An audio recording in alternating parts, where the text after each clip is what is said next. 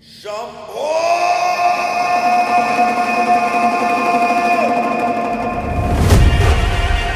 आदेश महाकाल। हर हर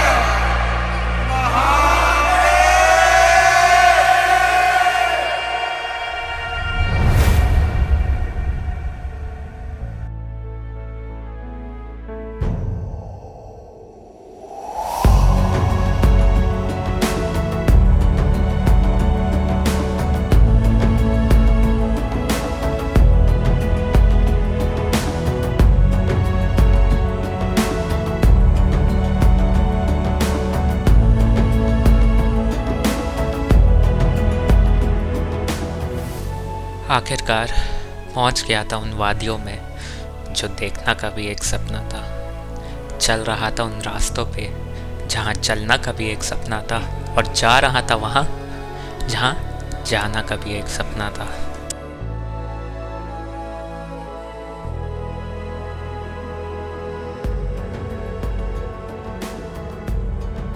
अब केदारनाथ का ट्रैक भले ही 16 किलोमीटर का हो, लेकिन असलियत में तो कुछ उससे ज़्यादा ही चलना पड़ जाता है। सोनप्रयाग से शुरू होता है ये सफ़र, और पहला पड़ाव आता है गौरीकुंड पे।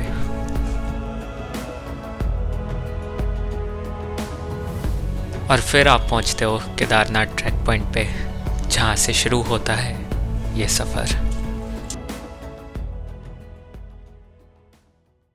कुछ लोगों ने चलने से पहले बोला था कि यमुनोत्री कर लिया तो केदारनाथ आसान लगेगा, पर कुछ रास्ते कंपैरिजन नहीं मांगते।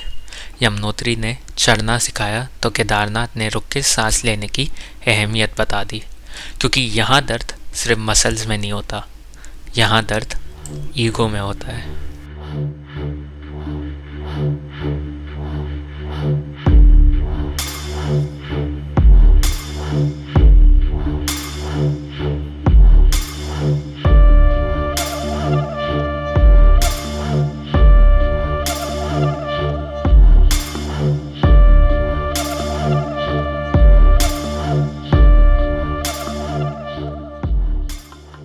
सो गाइज 3 घंटे ट्रैवल करने के बाद हम जंगल चट्टी पहुंचने वाले। जंगल चट्टी इज़ 1/2 किलोमीटर्स एंड आपका केदारनाथ दिखा रहा है 12.5। तो मतलब हमने 3 घंटे में कवर करे हैं सिर्फ 3 kilometre. We are taking 1 hour for every kilometre, because हैं लोग हैं, फैमिली है, सबको देख के चलना पड़ता है। तो we are taking 1 hour for every 1 kilometre. इस हिसाब से तो 12 घंटे लग जाएंगे, लेकिन कुछ नहीं कर सकते। अगर नमदान ने सबने घोड़ा ले लिया तो फिर मैं खींच सकता हूँ, अदरवाइज़ 3:30 बज रहे हैं, 12 घंटे रात के 3:30 बजे पहुँचेंगे भाई साहब। अब ये सुनने में तो काफ़ी कैजुअल लग रहा था, लेकिन जब बाद में रियलाइज़ करा कि सिर्फ 3 घंटे बचे थे रात होने में, एंड 6:30 बजे तक हम सिर्फ 6 किलोमीटर ही कवर कर पाते, बाकी के 10 किलोमीटर हमें रात में कवर करने पड़ते, तो क्या ये पॉसिबल था? और तभी मेरे घर वालों ने डिसाइड करा कि अब वो घोड़े पे जाएंगे। लेकिन अब प्रेशर मेरे ऊपर आ गया था, क्योंकि 13 किलोमीटर अभी भी बचे थे, लेकिन मेरे पास 13 घंटे नहीं थे। बस फिर स्पीड दुगनी कर दी थी मैंने, ब्रेक्स लेने आधे, और 9 बजे का मैंने टारगेट सेट कर दिया था। मतलब 13 किलोमीटर 6 घंटे में।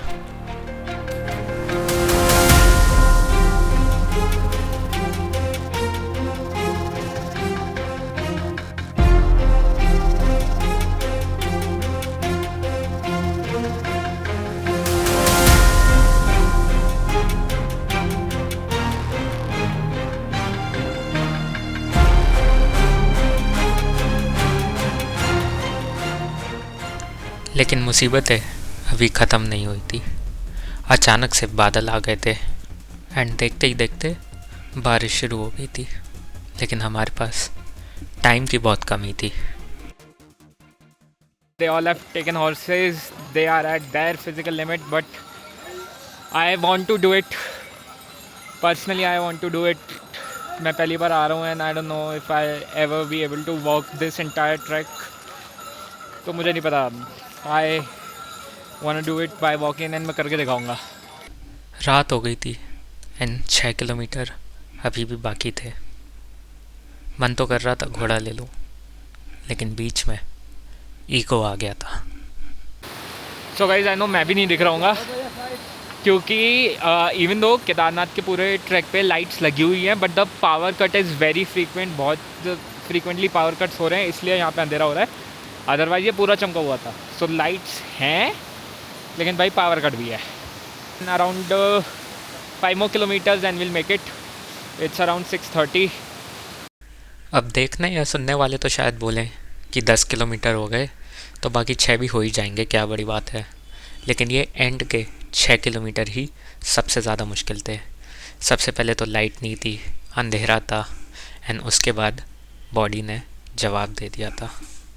अंधेरा गहरा था, हौसला भी थक चुका था, लेकिन तभी बिजली आ गई।